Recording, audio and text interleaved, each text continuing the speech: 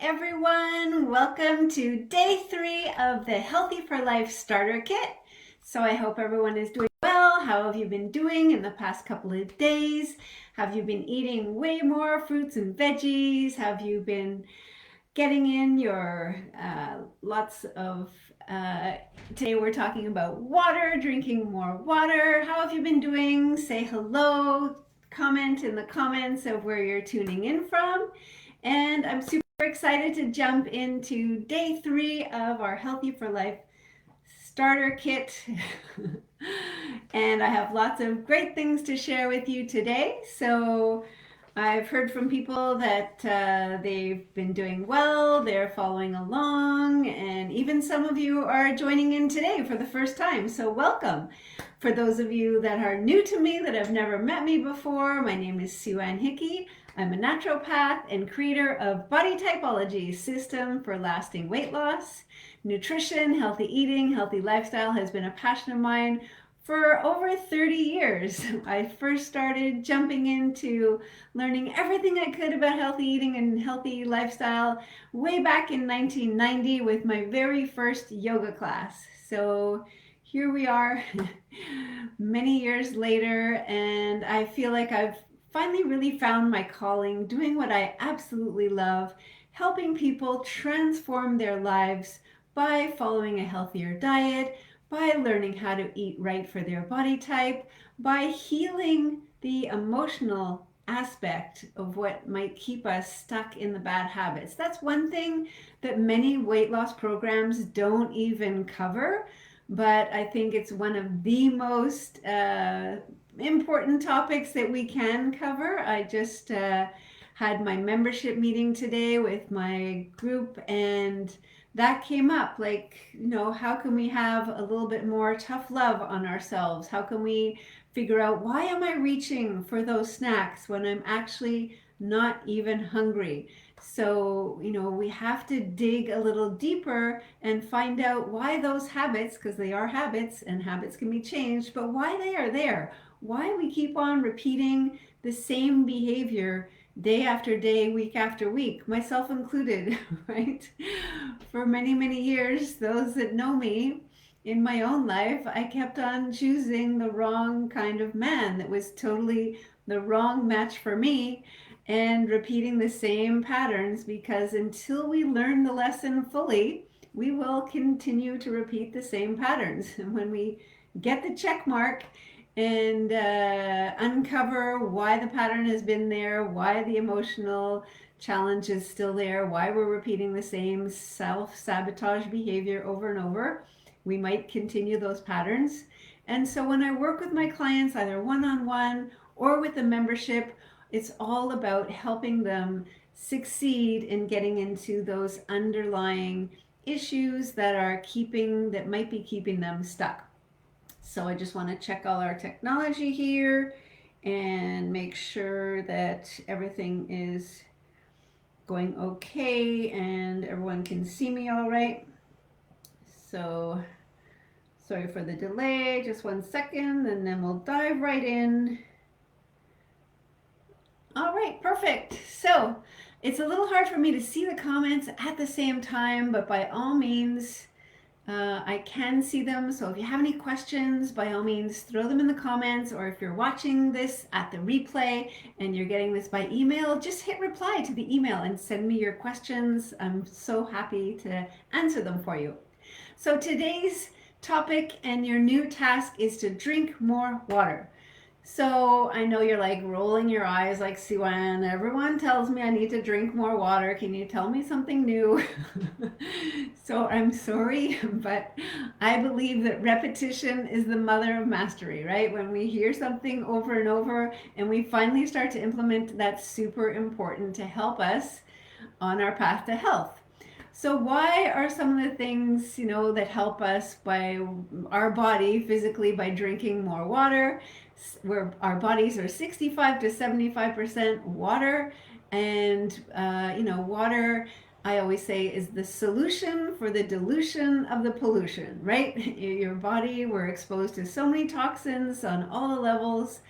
So the more water you drink, the more you're flushing those toxins out of your body. Case in point, people that suffer from allergies. You need to uptake your water so much more to keep on flushing those irritants out of your body. Hey Judy, nice to see you here. Thanks for dropping in. Great to see you. All the way from Northern Ontario. So cool. We have people from all over joining us. So what else does water do? It increases our energy, right? I know my boyfriend struggles with drinking water. I'm constantly putting glasses of water on his desk and supporting him, but he forgets. And sometimes at the end of the day, he'll be on the couch. It's like, oh, my energy. I'm like, how much water did you drink today? And he'll admittedly say, oh, not that much. So when he increases his water, his energy goes up. Water, it like cushions our joints, right? So as we get older, we might have a little bit more aches and pains. Water is so good for that, to cushion our joints. What else? It's good for our digestive system. All of our metabolic processes need water to function optimally. So everything that's going on in your body needs water. It's so important for constipation, right? So many people suffer from constipation, so it's good for that. What else? Obviously good for weight loss, because one of the main things a lot of people do is that they mistake hunger for thirst. Or is it the other way around? They mistake thirst for hunger. So they think they're hungry when they're actually just are thirsty. So when you feel that you're hungry, try to have some water to see if that helps. Anything else on my little list up in front of me here? I think blood pressure it helps with. Cravings, that's another one that people don't think of, right? So sweet cravings or other cravings can be alleviated by drinking more water. And I learned that firsthand when I, back in the day, wasn't drinking more water and my sweet cravings were through the roof. Drinking more water really, really helped to reduce the sweet cravings. So those are just a few of some of the many benefits. So what can you do to help increase your water when I know a lot of people struggle? Like they tell me, I just don't think of it, especially like in the winter or maybe in the summer when it's hot. But how do I drink more water? So number one, always have a glass of water. Wherever you are within reach, keep it close by. If you're going out the door, always go out the door with your water bottle. Even if you're, driving to the local grocery store, who knows, only a 5-minute drive. Have the water along with you. Make it easy, like it's a habit. So for myself, I was gifted this beautiful picture many, many years ago. I don't even remember why. I remember who, but I don't remember why I was gifted this person. She was running the yoga studio where I used to teach yoga, because I taught yoga for 28 years. And this is like the best gift, most useful gift ever. It's a beautiful little picture. So, I can fill up my glass all day long. It holds 1.5 liters. And so having a pitcher or a big jug, make it easy for you to be able to get in your water. What else we want to talk about? So the other thing is, how do I make it tasty? Because a lot of people I don't like, there's no taste. It's so, I'd rather drink soda or I'd rather drink juice because that has flavor. So you don't want to drink juice. We'll go into that in a little bit. It spikes your glycemic levels up instantly. So in my membership, again, a couple of weeks ago, we were chatting about and throwing ideas around of how to make your water more flavorful, which is in your email. So a lot of people use lemon, a little slice of lemon, a little bit of lime. You can put in strawberries, berries, cucumber, mix things up, put in cucumber and mint, a little bit of pure like cranberry juice, something like that. Try to avoid these, packaged chemical kind of sweeteners that look very enticing on the outside, but they might use unhealthy sweeteners. So try and find something natural to sweeten your water. Another good thing is using herbal teas. You can add them in, mix them up. You can have them like an iced herbal tea, or hot herbal tea is perfect also. the things that we drink that are the opposite of helping us be less thirsty, those that are called diuretics, are things like coffee and tea and alcohol. So when you drink those three things, either of those three things, you need to uptake your water intake, because they say that for every glass of alcohol or for every cup of coffee, you should increase the water that you intake by 1.5 cups, because those are actually pulling the water from our body, making us more dehydrated. So the other thing is with aspartame. If you're drinking drinks that have aspartame in them, chemical sweeteners are really disruptive for our body, for our hormonal system, can be carcinogenic, things that have food coloring in them. You know, we want to try to avoid all the unhealthy drinks and replace them. And some people might say, well, is ice okay? You know, I love my water icy cold. And I think that, you know, the body is like a body temperature is not icy cold. So when you're drinking an icy cold drink, it can be a little bit of a shock to the digestive system.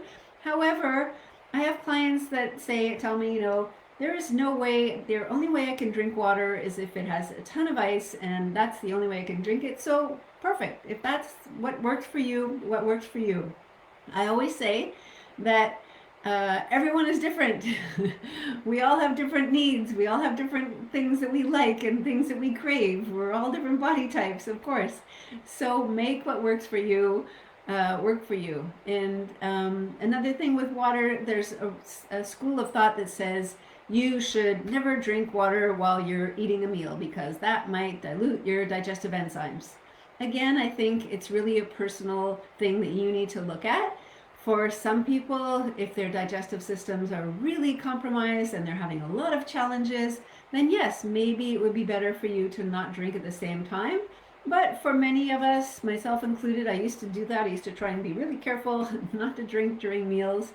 But every day in the morning, I have a big glass of water with my supplements at the same time as breakfast, and my digestive system works fine, no problem. So see for yourself what works best.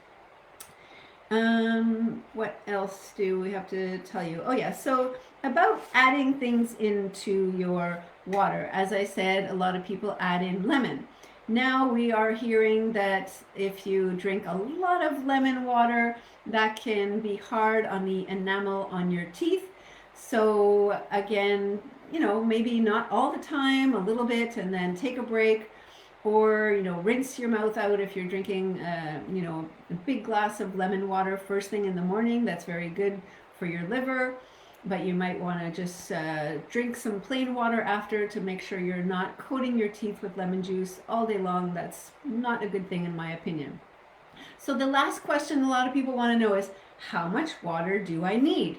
So again, there's no perfect right answer, one size fits all. One size fits all never works. So if you are talking a lot, you will need more water. You'll be more dehydrated. If you are doing a lot of exercise, obviously, if you're sweating, you'll need way more water. If it's the summertime and it's super hot outside, you will need more water. Everyone is different. Everyone is a different size. Everyone, you know, has different needs depending on their lifestyle and what is going on. So if you're struggling and you're like telling me, Sue-Ann, I only drink 1 or 2 cups of water per day, it's really hard for me. So this week, bring it up to 3. Just add on 1 cup. And maybe next week you'll bring it up to 4. Just gradually do things always in baby steps so that you can feel accomplished, feel like, yay, I'm winning, I've got this. And then incrementally adding on week by week, that is one of the keys to help you succeed. If your water intake is pretty good, but could use a bit of improvement, then maybe you're aiming for 6 to 8 cups of water. You know, there's a lot of people that always have measurements for everything. You need 0.8 grams of protein for every pound of body weight or whatever. So for water, they say half your body weight in ounces. So, you know, you can just divide your weight in half, and that's how many ounces you need. So you can figure it out that way. But in general, you can how do you feel if you're really, really thirsty and like, oh my God, I definitely am like so thirsty that you might have gone too long without drinking enough water. That's a good indication. Another way is looking at your urine when you pee. It should be really quite pale. If it's super dark, then you know that's you're not getting enough water. So try this out. I hope these tips help you, and try to increase your water today. And I hope that you notice a difference. And Judy is saying, I struggle drinking water, but I put a jug and drink it by the end of the day. Exactly, me too. I try to go through my jug by the end of the day. And just remember all the benefits that are there for you. And remember that if sometimes you're reaching for a snack, first reach for a drink of water and see how that goes. And tomorrow we'll be jumping into a little bit more information about clean carbs and how to replace ordinary carbs with better alternatives, and what is wrong with wheat and things like that. How you can stay satisfied way longer by eating your healthy clean carbs. So be sure to join us tomorrow for day 4. I am cheering you on. Woohoo! I will bring out my pom-poms soon. And have a great day, everybody. Thanks for watching.